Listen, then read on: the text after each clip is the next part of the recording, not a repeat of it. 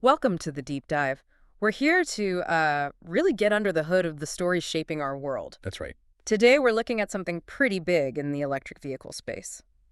Nissan's move on solid-state batteries. Hmm. This is that, next-gen tech everyone's talking about, replacing liquid electrolytes with solid ones. More stable, more power. Our Exactly. mission today, figure out what this actually promises and maybe what it means for you down the line. Yeah, and it's significant because, well, batteries are still the core challenge, right, for EVs to really take over. Totally. And Nissan's push here, it's pretty ambitious compared to some others. It's definitely turning heads. Okay, so let's dive straight into that ambition. Nissan's target, an EV with these solid-state batteries by 2028. Well, technically the end of the Japanese fiscal year, 2028, so early 2029 for us. Yeah, 2028-ish. Solid-state's been the next big thing for ages. So what's Nissan saying their version brings? Why the big rush? Well, they're talking specifics.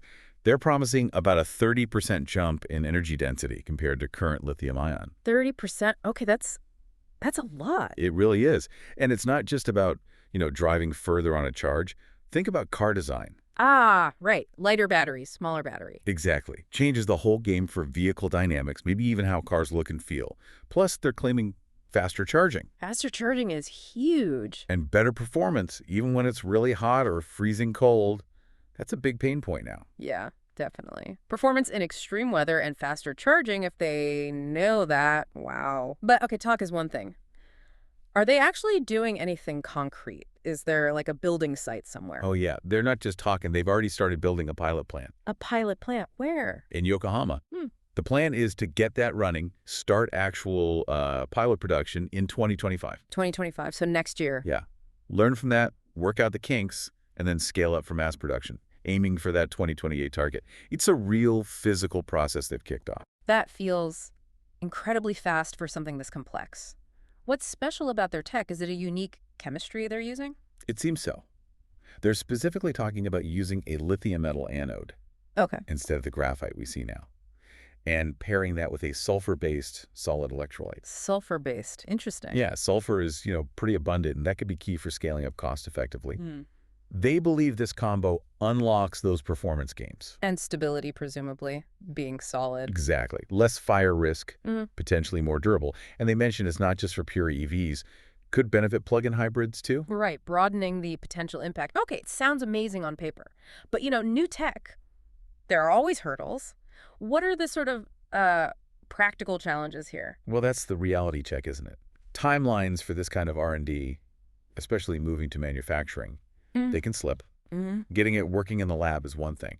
Mass producing it affordably and reliably, that's a whole other mountain to climb. Material sourcing, refining the manufacturing processes. So 2028 might be optimistic for seeing these in showrooms everywhere. It might be optimistic for, say, widespread availability at competitive prices.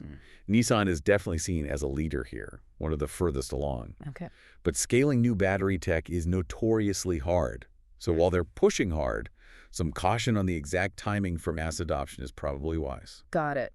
So wrapping this up then, what's the main thing for you, the listener, to take away?